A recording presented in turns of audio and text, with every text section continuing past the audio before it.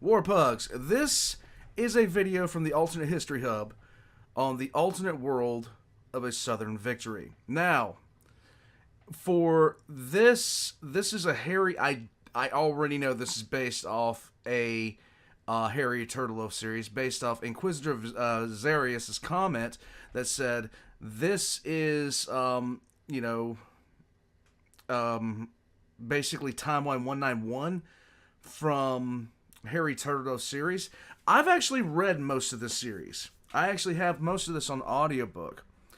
And the basis of this is that a message that was wrapped around some cigars was never left at a tavern and wasn't intercepted by Union scouts and didn't give away the battle plans of Lee's army. Something to that effect.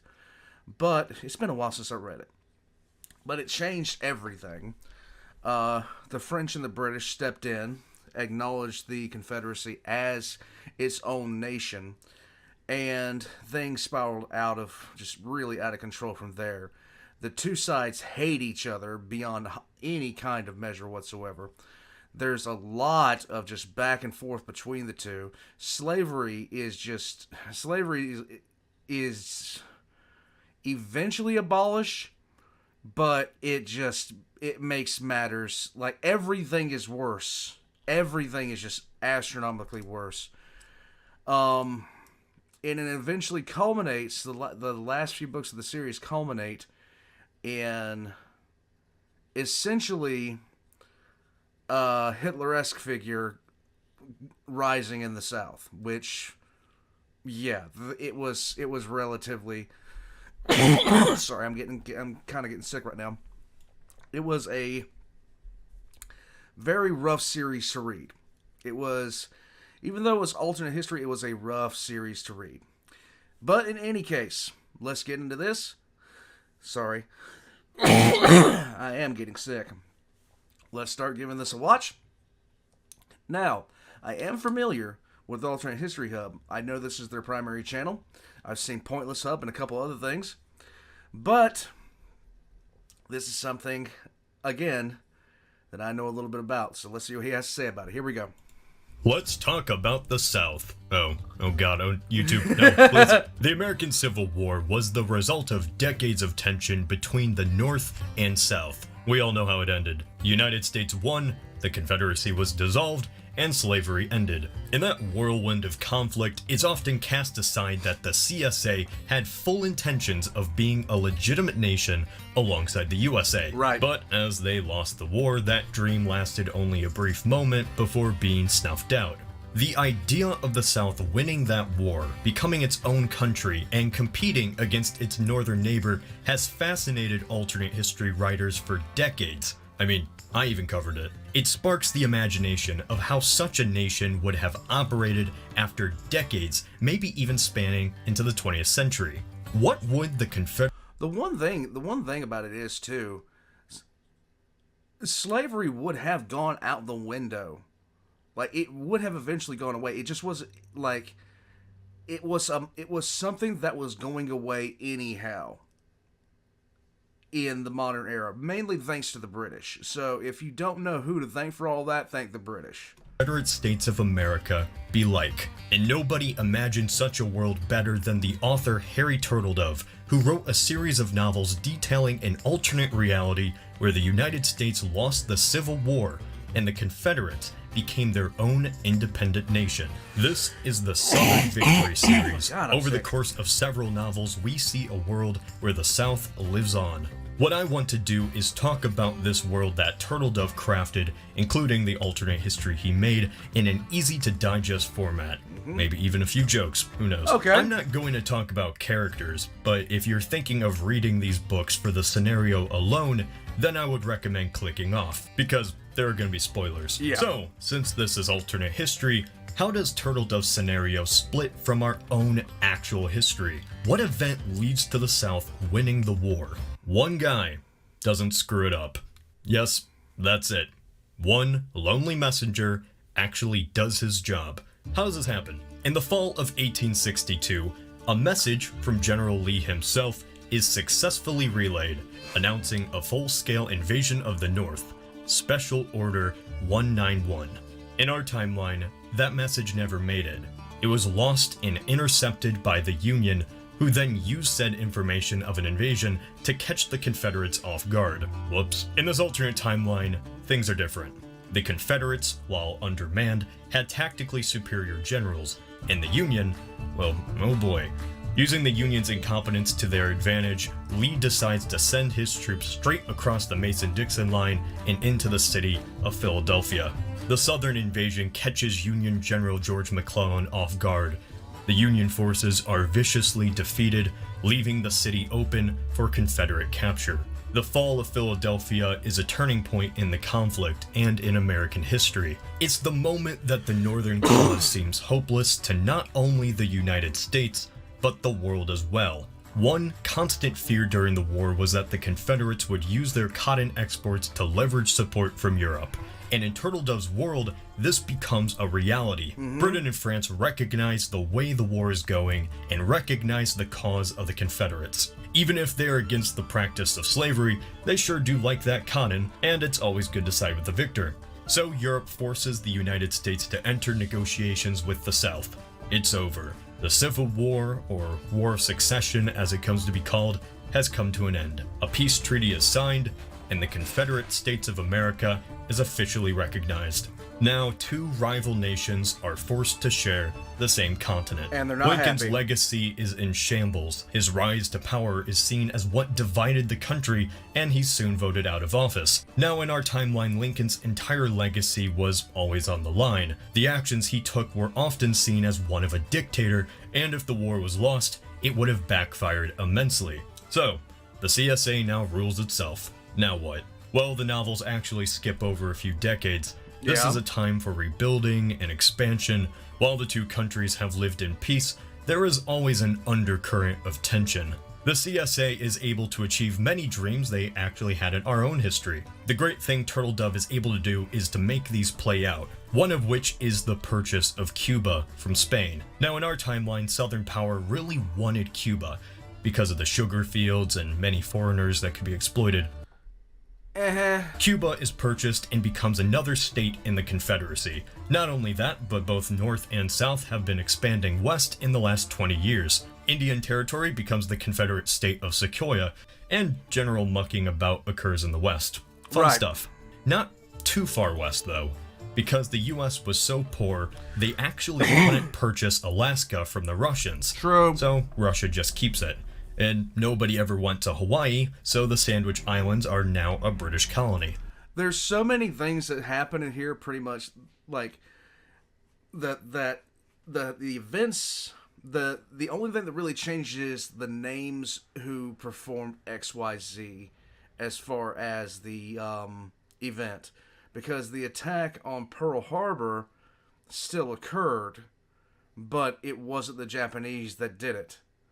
So there was, the names changed, the events sometimes remained the same. So it's really easy to pick up on the analogs to our own historical timeline within this book series. You'll be sitting there reading, something will happen, you'll be like, oh, well, that's that's all of this. I'm rambling. I'm an idiot. I'm sorry, guys. My brain doesn't work. This is the unique turn that a Southern victory has on the legacy of what we think of as America. North America is a much more hostile place. It's a muddled, complicated mess. The relationship between North and South devolves into constantly suspecting each other. Instead of American policy being towards overseas colonies expanding its tiny little empire, both nations are too poor to do much and focus on whatever the other is doing. This has to do with really one thing: slavery. He says as the entire comment section erupts. But Turtledove's novel, rightly so, focuses on the subject of slavery in the Confederacy. You can't avoid it, so no. I'm not. The issue of slavery comes up many times in the CSA. Even in the 1880s, it's still the bedrock of the South, and by this time, it's become a detriment to the image of the Confederates. Times are changing. With the Industrial Revolution in full swing, The appeal of human labor is less and less. Why keep such a system when another is much more efficient? They've maintained relationships with Britain and France since the war, but both nations constantly remind them of how backwards the Southern economic model is. True. It's becoming an unneeded pain. So, the CSA itself has a question to ask: what to do about slavery?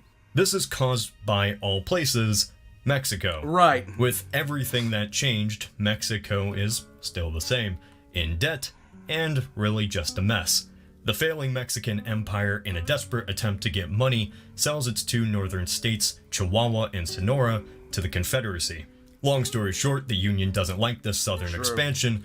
This is the thing for the second book, and starts an entire different war. There was so much cool stuff. Like as far as this war went, it was a much different thing. Frederick Douglass was written into this war, and I really love some of the things that happened with him and his character as it relates to, you know, God, I want to say it, but I don't want to give spoilers. Frederick Douglass winds up in a very bad situation that turns out a lot better than you thought it could be. I'm not going to say much more than that because I don't want to give spoilers. God, I should have thought about what I was going to say if certain topics came up. But anyway. The new president is hardline anti-Confederate and threatens war against the Confederates to stop what they're doing, which wasn't really a smart move since the Confederates legally weren't doing anything wrong. True. So, what does this have to do with slavery? The Confederates knew that in a war against the Union, they might risk losing everything. Right. And so they needed allies. The British and French would only support the CSA if they stripped away their slavery image. And so the CSA does just that. They begin to slowly get rid of the Institute of Slavery. But before talking about those ramifications, we're off to war. Yep. The Second Mexican War, which actually doesn't involve Mexico at all, so good job naming that. Now, the specifics of the war aren't really important. In most regards, it's a repeat of the First War. The US is incompetent, the South holds its own, the Mormons do some rebelling, and the British do some invading. The Mormons did some stuff. The Mormons did some ridiculous stuff. United States tries to invade the South through Louisville, though this goes horrendously. The fighting is so brutal, it's the first use of trench warfare in modern history, and the US is forced to concede defeat. This defeat shapes the United States' relationship with the rest of the world. The Confederates have shown to be a favorite child of the British and French. This alliance causes deep resentment from the Americans. This is in a time of immigration as well, particularly German. The Second Mexican War is important because the US forever becomes enemies with the British and French, who choose time and time again to side with the Confederates. So the US goes looking for more allies. The heavily Germanic United States finds a natural friend in another underdog country, the German Empire. As the 20th century comes around the corner, secret alliances are drawn, not just as tensions rise in Europe, but on the North American continent as well. Now, this is just one book. Turtle Dove's Southern Victory series is quite long, far too much content to cover for, say, a 10-minute YouTube video or 20-minute video, so that's why I'm splitting this into a few parts. Okay. So, how will I... Hey, Cody. Hey, Emperor Tigerstar. Look, this series is far too long to cover by just myself, so how about let's do this? Split it up into 4 parts. I cover part 1 and 3, you cover part 2 and 4. I mean, that's quite a bit of work, and also, I only came over to ask you to stop. Well, it's settled then. Fantastic. Part 2 will be on Emperor Tigerstar channel, and then part 3 with mine in July, and so forth. Do I have a say in the... This is Cody of Alternate History Hub. This video was brought to you by Squarespace. I'm sure you've heard that. Now, this one was out a while ago. I'm pretty sure this doesn't exist anymore, but I'm gonna let it play anyway. Just so you guys have the option, I'm going to try to put it down in the description down below. If I see that it's still an active code, I don't know quite yet. In fact, let me make sure. Let me see if it's still something that can be done. Hold on. I'm not sure. So, let's see. Let's see if that's still a thing. Oh, yeah, it is. Okay, so I'm going to let this go. I'm going to let this play. And link will be in the description down below, guys. That name before, but for good reason. Squarespace is a great service that simply lets you create your own website. Squarespace gives you the tools to easily build your own online presence. You can actually get these tools right now and save 10% by signing up using the special link in the description, squarespace.com/althistory. Creators don't have to have the hassle of technology because Squarespace is cross-platform, requires no plugins, and never updates. Yay. It simply provides you with an easy way to build your own professional-looking site without worry. If you have any questions, it can help you along the way with 24/7 customer service. It's the next step taken while cutting the stress of expanding your brand. I was able to fully invest in my site, and so far it has come to look extremely professional. It has links nice. to all of my social media accounts where you can stay up to date on anything Alternate History Hub, especially since I'm going to VidCon. Yay! This has been an important next move for my business, and using Squarespace has greatly reduced the time and stress of making my site. Just start by saving 10% at squarespace.com/althistory. The link is down in the description for you to start your own site. This is Cody of Alternate History Hub. Yay! Okay. So, this series was, it's been out for a little while. And there are some that is there are some things that are kind of fanciful in it. Things, I would not be surprised that Britain and France would step in, like with the Confederates in this series, with the Confederates winning the Civil War and becoming their own nation. I would not be surprised at all if one of the conditional requirements of the Confederacy being allied to the British and French were the ending of slavery in and of itself, because the sheer fact of the matter was the British were on a absolute crusade at some points to remove slavery from the wider world. I mean, they really were. They dedicated a very large percentage of their GDP to actually eliminating slavery. And it's because of them, like, slavery for legitimately all of human history has been a thing. All of human history. It is still a thing today. Slavery still exists today, whether you know it or not. But when the British really stepped in and started doing something about it, it was so entrenched in the world. It was a common thing. It didn't make you sit back and blink. It wasn't something that was, for lack of a better term, it wasn't something that surprised anyone that a country would be engaged in these things. And every single country at some point has engaged in slavery. It's just been a thing. And it would be from, like, every single country has been both a victim and a perpetrator of it. All of us.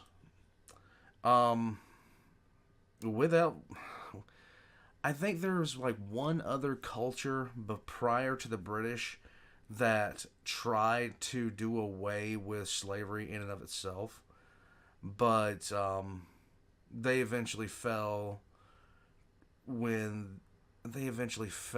that was back way before the modern era. That was I believe it was, I might be completely wrong with this, but I think it was the Persian Empire. I think they were the first ones that attempted to do something about it, viewing it as an abomination. The world could be completely different if that process had continued, in fact still does today. The world would be a completely different place, and I don't think I am utterly convinced that it would be a much, much more hellish world that we lived in. In any case, guys, this is going to be a series. I didn't know it was going to be a series. We will check out the next part of this series. I will try to figure out when I'm going to do it now. But, guys, just remember, if you want me to check out something, just go to the Discord, and there are requests here. I am so absolutely mentally busted right now, it's not even funny.